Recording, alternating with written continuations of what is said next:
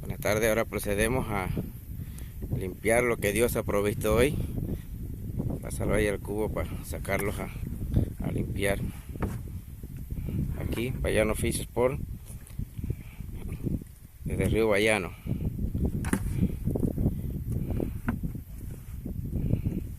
Echarlos ahí en el cubo para proceder al servicio de limpieza de la corvina y de todo lo que Dios en su misericordia nos permitió